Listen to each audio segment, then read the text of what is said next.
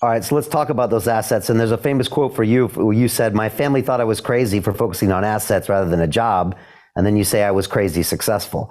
So even your own financial education, you had to re-educate yourself to get you into this. But like you said, you had that light bulb moment. And once you did, then you understood what you were doing was right. I guess the cash flow game ensued. Explain to people that don't know what you're talking about what an asset is.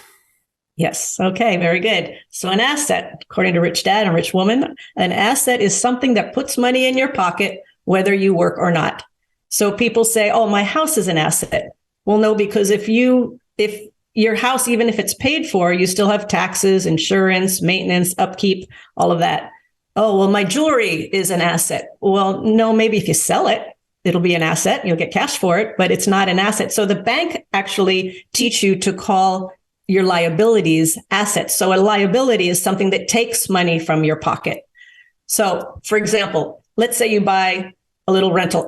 Let's say you buy a 2-bedroom, 1-bath house. That was my very first investment. If you're living in it, that's your personal residence, then again, it's going to cost you taxes, insurance, upkeep. It's a liability. It takes money out of your pocket. But if instead I turn it into a rental property and I collect the income and I collect and I pay the debt and I pay the expenses, and at the end of the day, I have a positive cash flow, that's an asset, something that puts money in my pocket, whether I work or not. Same with a stock. So you could have a dividends off of stocks would be an asset. You buy the stock and that pays you a dividend. If you have a business that's generating cash flow, positive cash flow every month, that's an asset. So people are calling their liabilities, and the banks train you to do this. So when you go to the bank and you list all your assets, you're actually listing liabilities. And I think that's one of the biggest problems people have is they are calling their liabilities assets when they're actually not assets. So an asset is something that throws off positive cash flow. If you have that rental house and it's a negative cash flow, then that's a liability. So it's all on how you work the numbers, how smart you are with your money, and looking for things that will generate cash flow. Because as I said before, we work so damn hard for our money. No matter what job you're at, you're working hard to generate that money, but then we're never taught what to do with it. So our whole mission is all about taking control of your financial life. And for us, that was doing it through acquiring assets that generate cash flow. I love it. And so beware of someone calling something else. So like you said, the bank is always saying, oh no, these are assets when they're not. And if you're ever unsure, just look at the damn thing. Look at the last 12 months or 24 months. Did it cash flow or not? And make sure you count up everything, right? Yeah. Yes. Because in the cash flow game, it's funny when you watch people play it for the first time, because one of the doodads that we have is a boat. They got a boat. Oh, I got a boat. That's so great. Well, no, that boat costs you money. It costs you've got to pay for it every month. It costs you fuel. It costs you where you're going to store it. So it's funny to see people's mindset just shift. Robert and I actually did own a sailboat at one point, and we put it into a charter company. So instead of us having to pay for it every month, we got to use it. But the charter company also rented it out on a regular basis. So we turned a liability, a boat, into an asset. Yeah, that's nice. That's really nice. And again, a lot of people say, oh no, my home, it's going to be an asset and I'm going to put the money and get the new kitchen and it's going to reflect it when I sell it. But did it? That's the thing. But did it, or did it in your mind? And so same people do that with their own small businesses and restaurants, where it's just a money pit for 10, 20 years of their life, but they're running a psychological game on themselves. And they're walking around thinking they have assets when what they actually have is liabilities. Yeah. Or they watch the prices of housing go up, as they did in the last few years, especially in Phoenix, Arizona, through the roof. My net worth is so great. I'm like, net worth is like worth less.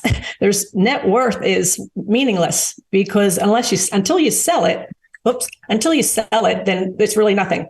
So I find that interesting. Now, it's another really good point. Now, let's talk about assets. Obviously, you started with real estate. You just said you have to be careful because not all assets are created equal. You're wary of certain assets, stock market, cash, et cetera. Talk about the assets that you like and the ones you don't like and why. So there's 4 asset classes. There's business, could be your business or a business you invest in. There's real estate. There's paper assets, stocks, bonds, mutual funds, and there's commodities, gold, silver, gas, oil, all of that. So we like to invest in things that are tangible, that are real.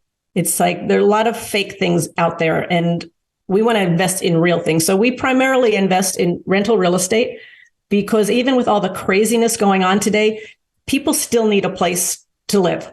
They still need a roof over their head. And until the government taxes the heck out of it, we're still going to own real estate. So Jim Rickards has just recorded a video that's not available to anyone in the public, and he's going to be talking about how this upcoming recession is going to be fast, it's going to be bloody, it's going to be nasty. But at the same time, he's going to show you how you can position yourself to profit from all of this chaos. Now, we've made this video only available to our viewers. Go to londonreal.tv/Jim. Watch that immediately. I can't say enough good things about Jim Rickards. He understands the global economic system better than any guest I've ever had on London Real. His predictions are almost uncannily true, and you can learn how to profit from his vision, from his expertise, and his understanding of economics. So go to londonreal.tv/Jim or click the link below. It's an excellent, excellent look on what's going to happen in the future and how you can position yourself to profit from that. Jim is one of the best in the business, one of my favorite guests on London Real, and he's very, very good at predicting the future and showing us all to profit from it. So click the link, and I hope you enjoy. The greedy bankers are about to do it again. In 2008, they crashed our financial system and nearly bankrupted the entire global economy. Then they received trillions of dollars in government bailouts. And after, they demanded fat bonuses paid for by you, the taxpayer. It turns out the banks haven't just been screwing the American taxpayers, they're also screwing over their investors. Turns out the banking industry is the worst place you could put your money, despite enormous taxpayer bailouts. Now the bankers are back to take away your financial freedom. They lie and tell you that cryptocurrency isn't safe. They try to make it illegal for you to choose how to invest your hard-earned money. They lie and say cryptocurrency is used by money launderers and criminals. But look at the record. It's the banks themselves that launder hundreds of billions of dollars every year to the biggest criminal operations in the world. Leaked documents have revealed how some UK banks have helped criminals, money launderers and Russians under sanctions. American authorities discovered that the Sinaloa cartel moved $881 million through HSBC accounts as bank officials turned a blind eye to the illegality. The bankers lie and say cryptocurrency is not a real investment. Meanwhile, the smartest CEOs in the world are buying billions and billions of it. The truth is that banks lie about cryptocurrency because it makes them scared. The banks take $9 trillion per year of your hard-earned money, and they are worried that they will finally be exposed. They're scared because crypto means they can no longer control your money, which means they can no longer control you. They are scared because you might actually understand your money and intelligently decide what to do with it. Now is the time for us to come together, fight back, and take control. It's time to educate ourselves, our families, and our communities. Because financial education means financial freedom. We know that cryptocurrencies will help us build the new decentralized financial system of the future. A banking system that is of the people, by the people, and for the people. A banking system where access to finance is a fundamental human right. A banking system that is free and fair and welcomes all humans on this earth. The DeFi revolution is happening. We, the people, can no longer be fooled. We choose to take control of our finances. We choose to take control of our freedom. We choose to take control of our future. Join us, and let's take back our financial freedom forever.